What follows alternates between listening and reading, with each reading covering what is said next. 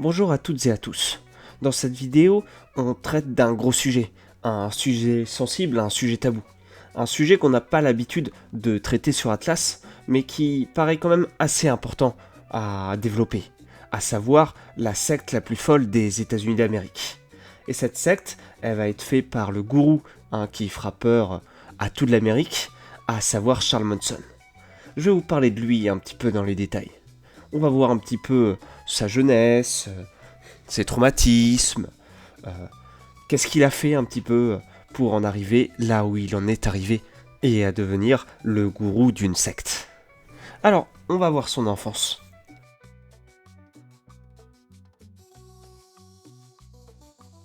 Alors le Charles, donc Charles Manson, né de Charles Mill Maddox en 1934, a grandi dans un environnement assez chaotique et violent.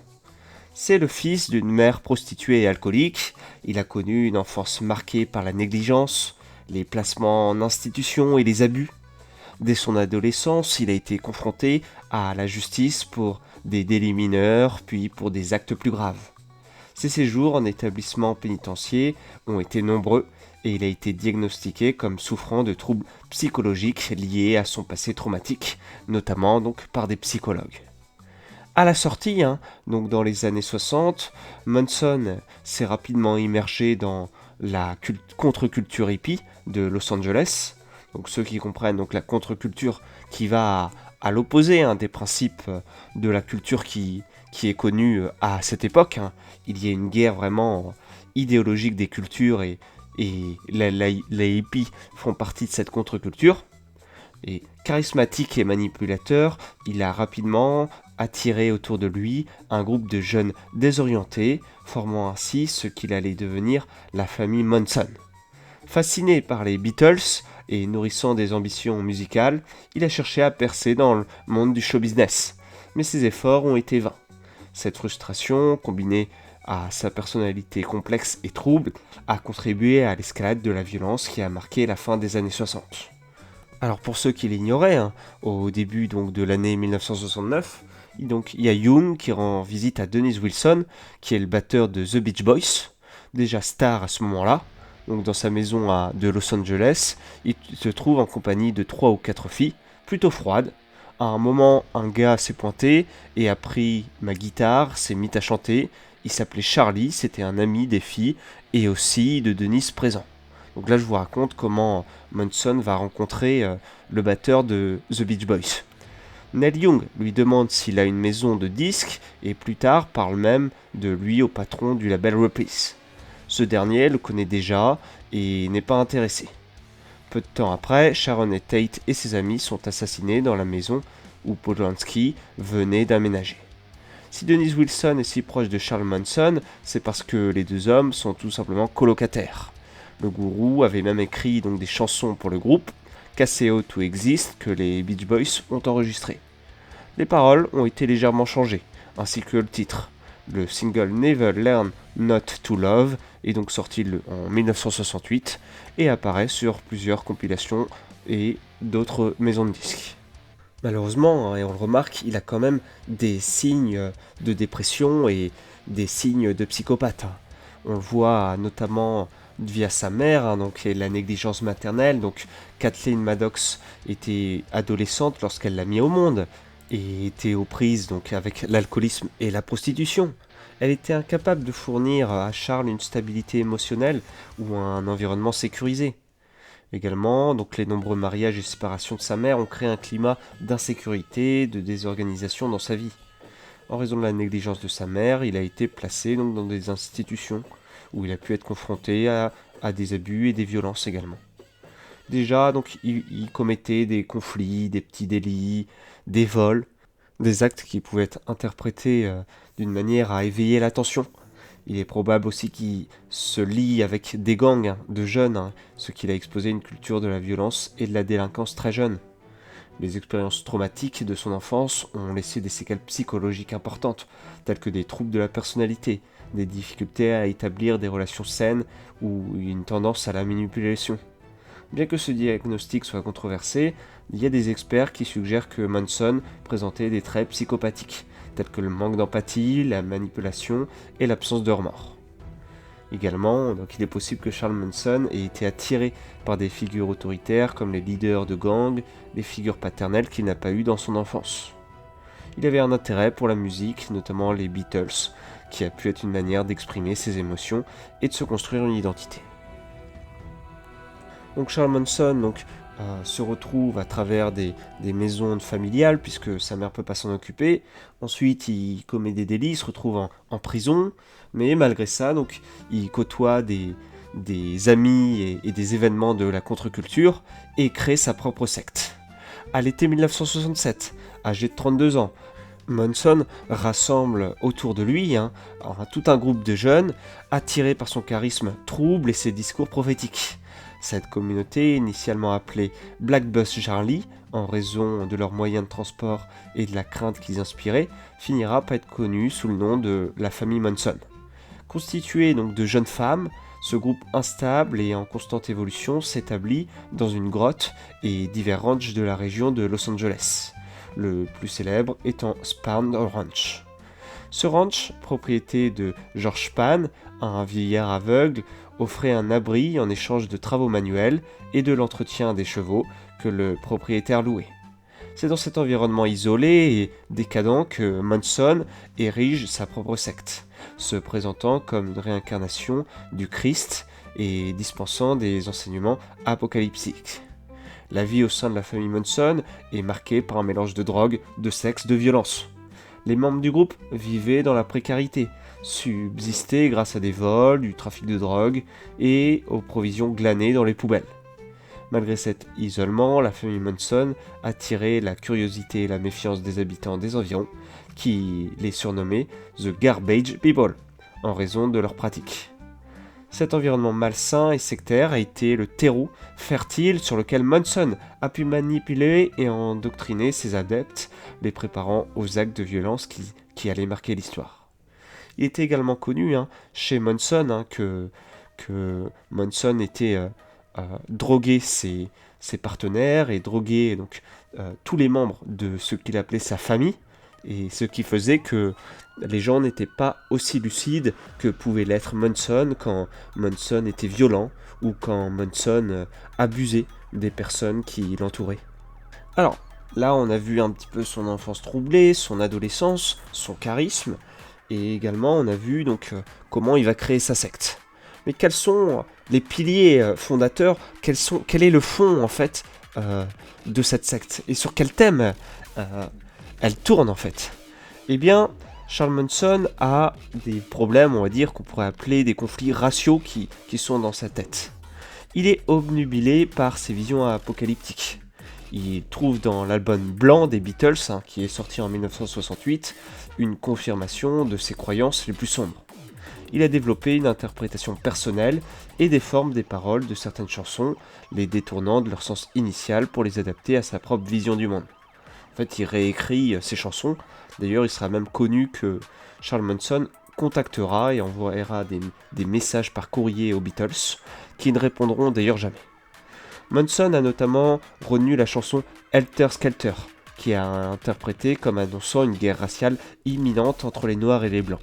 Selon lui, cette guerre sainte devait conduire à un chaos total avant de déboucher sur l'avènement d'une nouvelle ère, où il se verrait confier le rôle de leader par les Noirs vainqueurs. Pour précipiter ces événements, il a incité ses disciples à commettre une série de meurtres atroces dont il voulait faire porter le chapeau aux Noirs afin de déclencher les hostilités. D'autres chansons de l'album ont également été instrumentalisées par Manson pour justifier ses actes. Dans Piggies, il a vu une incitation à la violence contre les élites blanches, tandis qu'il a interprété I Will comme un appel à le rejoindre dans son refuge du désert. Ces interprétations, qui étaient fantaisistes et fausses, bien sûr, ainsi que délirantes, témoignent de l'emprise que Manson exerçait sur ses disciples, ainsi que sa capacité à manipuler et à détourner des éléments de la culture populaire. Ceci, pour servir ses propres desseins. Les meurtres commis par Manson, dont on va parler, sont la suite tragique et le résultat de cette idéologie paranoïaque et violente. On va en parler d'ailleurs justement de ces événements. Donc, l'été 69 a marqué à jamais l'histoire criminelle des États-Unis avec les meurtres perpétrés par la famille Manson, une secte dirigée par Charles Manson bien évidemment. Ces événements d'une violence inouïe ont profondément choqué l'opinion publique et ont laissé des traces indélébiles dans la culture populaire. Tout commence le 9 août 1969, lorsque Tex Watson, Patricia Krenwinkel et Susan Atkins, trois membres de la famille, pénètrent dans la luxueuse villa de Roman Polanski à Los Angeles. Leur mission est de tuer le producteur de musique Terry Melcher qui avait refusé de travailler avec Manson. Mais Melcher ayant déménagé, c'est Sharon Tate, la jeune épouse enceinte de Polanski et ses amis, qui tombe sous les coups des assassins. Les corps des victimes sont mutilés et des inscriptions macabres sont laissées sur les murs, témoignant d'un rituel sanglant. Le lendemain, le carnage se poursuit avec l'assassinat de Leno et Rosemary LaBianca, un couple aisé de Los Angeles. Ces meurtres, tout comme ceux de Gary Hillman, commis quelques jours plus tôt, sont marqués par une violence gratuite et une sauvagerie inouïe. Les membres de la famille, sous l'emprise de Manson, se livrent à des actes de torture et de mutilation, motivés par une idéologie délirante, mêlant apocalyptisme, racisme et satanisme. Manson, donc, il avait élaboré une théorie selon laquelle une guerre raciale était imminente, et que les Noirs finiraient par prendre le pouvoir. Il se voyait comme chef de cette nouvelle société, et les meurtres qu'il ordonnait devaient déclencher une série d'émeutes qui conduiraient à cette révolution. Les inscriptions laissées sur les lieux des crimes étaient le mot pig, écrit avec le sang de Sharon Tate, qui était destiné à accuser les Noirs de ces actes et à attiser les tensions raciales. Le procès de la famille Manson a été l'un des plus médiatisés de l'histoire américaine. Les aveux des membres de la secte, les témoignages glaçants de la personnalité troublante de Charles Manson ont captivé l'opinion publique, bien que Manson n'ait pas été présent sur les lieux des meurtres. Il a été reconnu comme le cerveau de ces actes et condamné à la mort. Sa peine a ensuite été commuée, donc, à de la prison à vie. Au-delà de l'aspect criminel, l'affaire Manson soulève de nombreuses questions sur la psychologie du mal, la manipulation mentale, l'influence des sectes. Elle témoigne également de la fascination exercée par ces figures charismatiques et déviantes, ainsi que de la fragilité de l'esprit humain face à l'endoctrinement. Donc par la suite, la fin de sa vie se marquera par une vie tragique et controversée. Les dernières décennies de la vie de Charles Manson ont été marquées par une série d'événements aussi étranges que macabres. Après les meurtres de 1969, le leader a continué de fasciner et de répugner l'opinion publique. Ça dépend de certains. En 1975, alors que Manson purgeait sa peine, une des adeptes, Lynette Squeaky, tenta d'assassiner le président Gerald Ford. Cet événement a renforcé l'image de Manson comme un manipulateur dangereux et a mis en évidence la loyauté aveugle de ses disciples. L'incarcération de Manson n'a pas été sans heurts. En 1985, il fut victime d'une agression particulièrement violente en prison, subissant des brûlures au visage et au corps. Cet incident a laissé des séquelles physiques et psychologiques durables pour lui. Enfin, il en avait déjà des grosses. Malgré les années qui passaient, l'intérêt du public ne s'est jamais vraiment éteint. De nombreuses demandes de libération conditionnelle ont été rejetées et Manson a continué à faire les gros titres de la presse. Par la suite, en 2009, la révélation de l'existence d'un fils naturel a suscité un nouveau regain d'intérêt pour la figure de Manson. Matthew Roberts, le fils présumé, a affirmé avoir été conçu lors d'un viol commis par Manson en 1967. En 2014, une nouvelle surprenante a fait surface. Manson, âgé de 79 ans, avait obtenu une licence de mariage avec une jeune femme de 26 ans, Afton Burton. Cependant, ce projet de mariage s'est avéré être un stratagème visant à tirer profit de la notoriété de Manson. Burton envisageait en effet de créer un mausolée en l'honneur du criminel, un projet qui a été rapidement abandonné. Les dernières années de sa vie, ça a été marqué donc par la maladie. Hospitalisé à plusieurs reprises, il a succombé à ses maux le 19 novembre 2017 à l'âge de 83 ans. Sa mort a mis un point final à une histoire criminelle qui a profondément marqué la société américaine. La figure de Manson continue de fasciner et hanter les esprits. Son héritage est complexe, ambigu. Il est à la fois le symbole de la folie meurtrière et une figure emblématique de la contre-culture des années 60. Les crimes qu'il a inspirés et les sectes qu'il a créés restent des avertissements sur les dangers de la manipulation mentale et l'endoctrinement. Également, il y a un des mystères qui a fait que Charles Manson était aussi remarquable au niveau visuel. C'est la fameuse croix gammée qui se trouve sur son front. Donc, d'où elle vient? Donc, dès les débuts de son procès en 70, Charles Manson s'est affiché avec une croix gammée incisée sur le front, symbolisant son rejet de la société en adoptant un personnage de rebelle. Ce geste provocateur, associé à d'autres signes distinctifs, a contribué à forger son image de figure emblématique de la contre-culture radicale. Pour marquer sa rupture avec la société et renforcer son image de rebelle, Charles Manson s'est gravé une croix gammée sur le front dès le début de son procès en 70. Ce geste provocateur a ensuite été repris par certains de ses disciples qui visaient à choquer et symboliser le rejet des valeurs établies. L'utilisation de ce symbole nazi, souvent détourné de son sens historique, a contribué à renforcer l'aura de mystère et de danger qui entourait Manson et sa secte. Et oui, donc c'était affiché pour un rejet de la société et une quête d'identité. C'était un moyen de symboliser son rejet total, qui lui jugeait la société corrompue et hypocrite. Et c'était aussi une manière donc, de se démarquer et de se créer une identité forte et de choquer. Il y avait aussi une fascination pour le symbolisme et l'ésotérisme. Il était attiré par les symboles forts et les idées ésotériques anciennes. La croix gammée, avec ses multiples significations historiques et symboliques, répondait à cette fascination. Il l'utilisait comme un talisman, un signe de reconnaissance pour ses disciples. Ce n'était pas que la croix gammée que l'on représente par les nazis, c'était également, ils récupéraient les symboles hindous de ce type de croix, de svastika. Également, en adoptant donc ce symbole provocateur et chargé d'histoire, il renforçait son autorité sur ses disciples, il créait un sentiment d'appartenance à un groupe exclusif et dangereux, ce qui renforçait donc leur dépendance à son égard. Les conséquences se feront remarquer. Les conséquences, c'est un renforcement de la légende de Manson.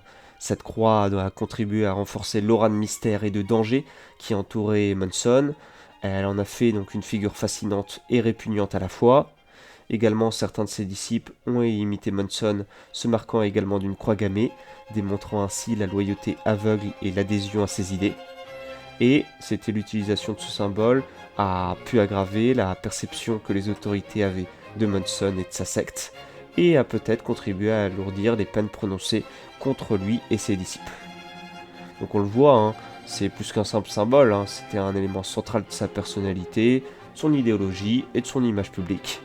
Elle lui a permis de se démarquer, de manipuler ses disciples et de laisser une trace indélébile dans l'histoire. Rien que ça. Également, une des questions primordiales et que se sont posées les enquêteurs en voyant les impacts qu'ont eu Charles Manson sur toute une tranche de population est de savoir mais comment un individu aussi banal a été capable de manipuler une aussi grande famille. Alors il faut savoir que le charisme et la manipulation sont deux éléments clés qui permettent à Charles Manson d'exercer une influence quasi totale sur leurs adeptes.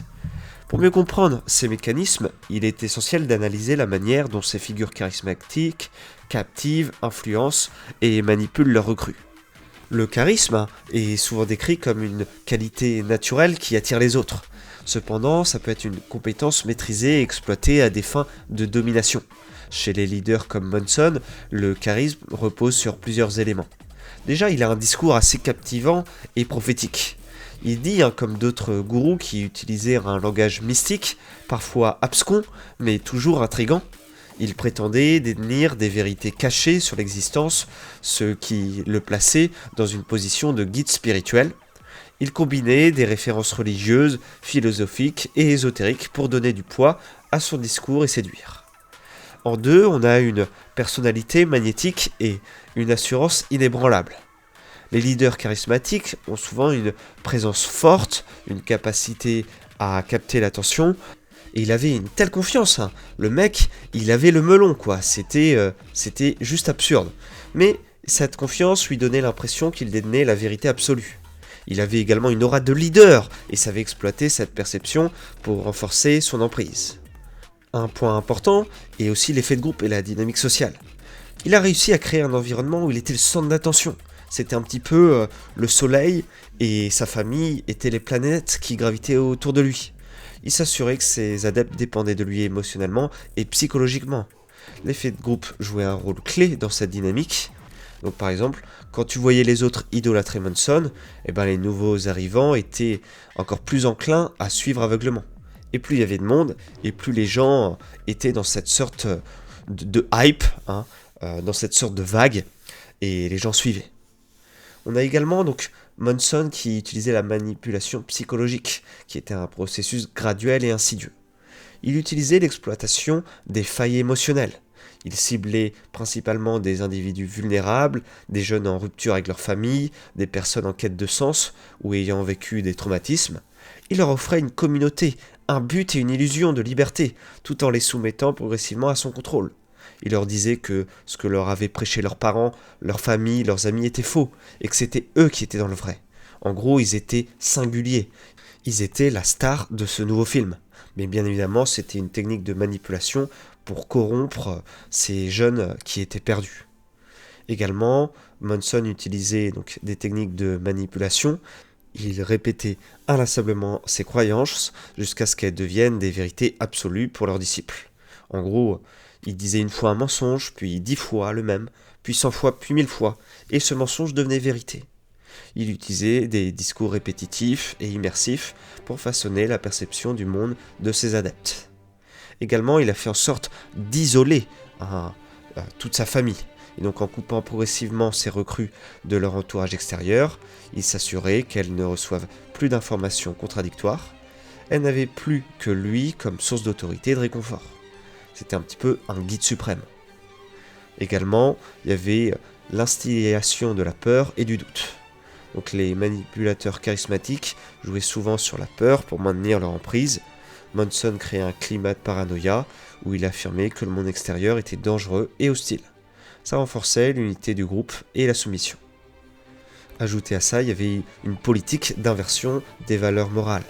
À travers ce processus progressif, il remodelait la perception du bien et du mal de ses disciples. Ce qui paraît impensable au début, comme commettre un meurtre, devenait justifiable dans le cadre de leur mission spirituelle. Pour bien comprendre tout ça, donc, il expliquait à ses disciples que ce qu'on prêchait dans la réalité était faux et que ce que lui disait était vrai. Et pour ce faire, il faisait des promesses de changement et de salut, qui constituaient l'un des piliers fondamentaux de sa secte. Il exploitait les aspirations profondes des individus en quête de sens, de transformation, de rédemption, en offrant des solutions simplistes à des problèmes complexes.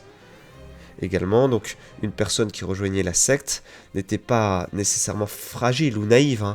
Elle traversait des fois des périodes de doute, de solitude ou de crise.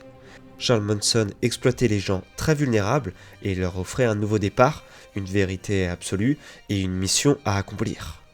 Il prétendait permettre à leurs membres d'atteindre un état de perfection physique, mentale et spirituelle.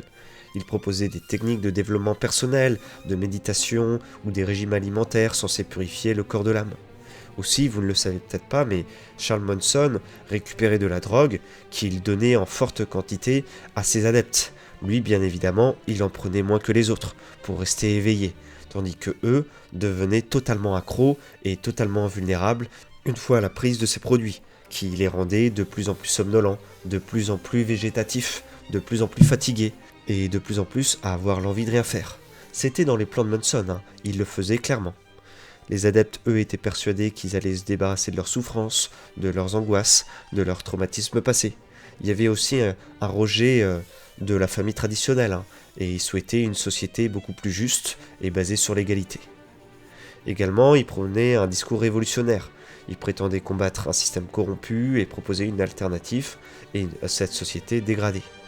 Ils désignaient souvent un ennemi commun, donc c'était le gouvernement, la science, les médias, et ils présentaient la doctrine comme la seule voie possible vers la vérité. Ils disaient ceci aux adeptes, l'impression d'être un élu, ou d'avoir ce rôle important dans l'histoire de l'humanité. L'idée de faire partie d'un plan divin et d'une grande mission spirituelle renforçait leur loyauté. Charles Manson, lui, avait une idée dans la tête, et il a ordonné des meurtres horribles perpétrés par ses adeptes dans le but de déclencher la guerre raciale apocalyptique dont il espérait. Il appelait ça Helter Skelter, inspiré en partie donc par sa propre interprétation paranoïaque des tensions sociales aux États-Unis et des paroles de chansons. Il était convaincu que la société était au bord d'un conflit racial entre noirs et blancs. Il prêchait à sa famille que les noirs finiraient par renverser les blancs, mais seraient incapables de gouverner. Donc selon lui, après un bas de sang généralisé, lui et ses disciples cachés dans le désert émergeraient comme de nouveaux dirigeants du monde. Il pensait que pour accélérer cette guerre, il devait commettre des meurtres qui seraient attribués aux noirs, espérant ainsi attiser les tensions raciales. C'est pour cette raison qu'il y a eu les assassinats par les adeptes de Charles Manson. Voici un petit peu pour l'histoire de la secte la plus terrible du monde, la secte la plus terrible qui a ravagé les États-Unis. Certaines théories vont être développées, bien évidemment, pour comprendre pourquoi Charles Manson n'a pas été tué, parce que les leaders des États-Unis ne voulaient pas en faire d'un martyr, et donc c'est pour ça qu'il a été envoyé en prison plutôt que la peine de mort. Donc voilà, cet épisode est terminé, j'espère qu'il vous aura plu. Pensez à aimer, à partager, à commenter et à enregistrer la vidéo. Vous pouvez me laisser un petit don, moi je vais vous laisser ici. N'hésitez pas à me dire si vous aimez bien les épisodes sur les sectes et les histoires un petit peu difficiles. Histoires d'horreur, les films d'horreur, les histoires tragiques, ce genre de choses. Allez, à bientôt les amis, salut!